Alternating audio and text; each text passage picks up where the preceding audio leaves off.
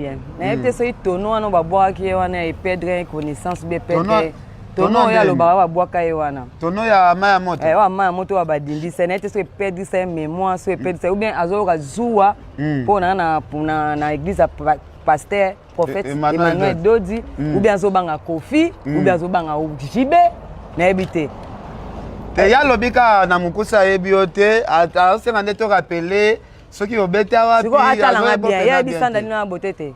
Donc na longo que c'est combien de fois prophète inani ne pasteur Denis Zabeng singa na bureau na.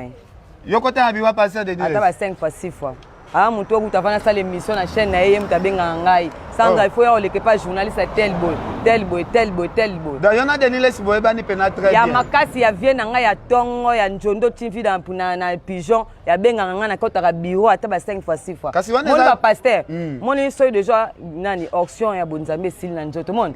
Sika ko liko ba base parce que ibinga na kolo base. Na ko tcha bonzambe pembeni. Pasteur oya okanisanga pamba. Oka kanso andeni yo zala ya biwa sambeli yo ka okena yo. Te ya okanisanga pamba ponga na bimsa ba vérité ngalo. Non yo aza sambela yo ke bosilani na bino bongo vérité. Ya ona lobi na ngana bimsa ba vérité. Donc tika ko tanga kombo na ngai oyebinga te donc lobaka ke so sandali na yo pasteur oyebinga te c'est faux. Parce que c'est que ça sumsa njamba ya soloté c'est que explication kimio. Ce qu'on a biwa bozo sola nini parce que na moni sola biwa ngone tiozo ezo déranger moi mukia. Ai pasteur c'est respecté.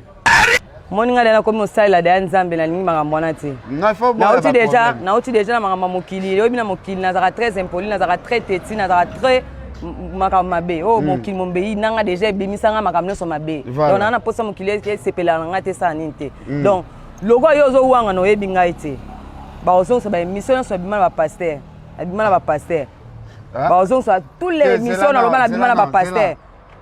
Yo siko yo soza mutali boso doranga yo benganga chaque fois na bureau na yo avant na salle émission pas journaliste no yo mto benganga leke pas journaliste boy bureau no 5 fois na kenda to sala ninga na yo c'est attention sandali na zelana no tena bureau ba kenda to suka ngana amona nzambe ngana amona nzambe to ba kenda kaka lisolo ngana amona nzambe bureau kutaka kit bureau sala kana kit ela na bureau mso ko ela bureau mso ko prophète Emmanuel Dojo coach asambela o abikisao ela na bureau mso so coach il faut opesa love comprendre opesa love pour un président donc na sukiana zelana o te sandali na to na koloba na okate mission na mwana prophète Emmanuel Dodi to kwa ya bia yebinga ite yo kwa ya bia yebinga ite ngana yebi bio na ye ba ko memanga kuna yebi bio na ye na yebi place na ye na pigeon njondo TV na ko tata bio ne 5 fois apesa nga mate ata pesa na pesa love donc OK merci beaucoup alors sandalina o senga nina bande comme suba danseuse mususu o bazana kati ya distraction oleba lukako elonya nzambe bango baka na kati ya distraction bon mutu ndazana tana ya zana ngonga na ye ngangonga na ngeko kyo monteke na boy kutu bozo ba pasteur à base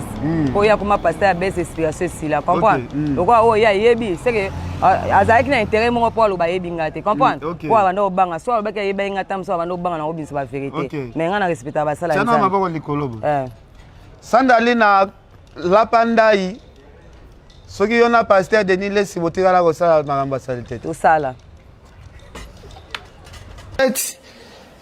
Emmanuel Dodi azolanda biso azalaki pe na problème ya ko bikisa bato obike Sandalina ba beauté o azalaka danseuse pas Koffi Olomide azali pe danseuse pas Papa Chéri Jibe Mpiana deuxième fois ngo ba bwakela mwa bato mbasu akotaki penanda kwa linga kufa Sandalina ba beauté asala nina beauté danseuse ngeti siko beauté pene kufi ba bwakele masque de verre kwa akotaki penana chambre koma makambo na cha kufa prophète Emmanuel Dodi atinde sabi boyela nga Sandalina to mema Sandalina na chebembe mais asambeli kaka na temple alobi nzamba sali bozonga nae mardi Sandalina moni mbasu nyonso likolo kauki c'est bien ça c'est très bien, c'est un bon témoignage. Na sepe na omakasi. Na minute o lelo ba oti opesa Sandalina batem.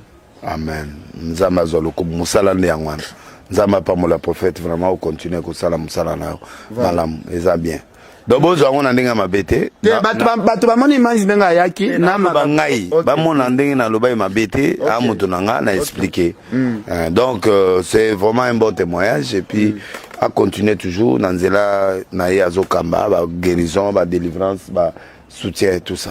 Tobeta lisola Sandali na mwa muke mosala nzambe yoso la bien na Koffi Olomide. Sandali na pe abina pe pa na ye batambola ba pe bele monde. Est-ce que lelo ata mutalongwe pa na yo soki akomi na beta moko bwa ke na liwa. Ata ko soutenir ya pambo ko sala te. Ta muso ayeba ite. Te ayebe pa se to le ki sa makambo ngo sia ki jona ba te. O Koffi atala nyonso. Atala. Bon. Eza droit na ye akosunga ye ayesu muta musala na ye te akosunga comme akosunga te bango pe badase zango pe bazala pe soko kimu esika sala mo économie bando sata mo business na pona ye bisio eza monde encore. OK. Monde ya musique eza monde encore okay comme la Guinée. Et alors a exploiter loko a loké to esute a créer ata loko mo e format badase.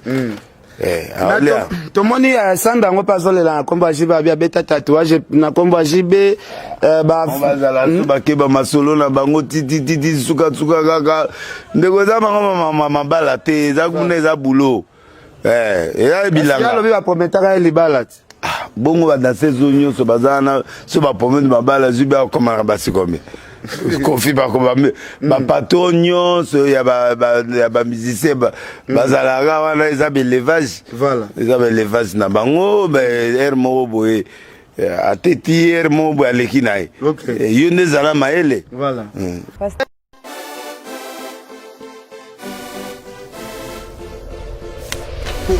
Des services de qualité, ne cherchez pas hier, Jaspo est arrivé pour un service meilleur, venez nous visiter, avec Jaspo RDC, la dernière étape serait service de qualité, toujours meilleur, si tout est assuré, et nulle part ailleurs, dans le monde multimédia, nous sommes leaders, esprit de grand dehors.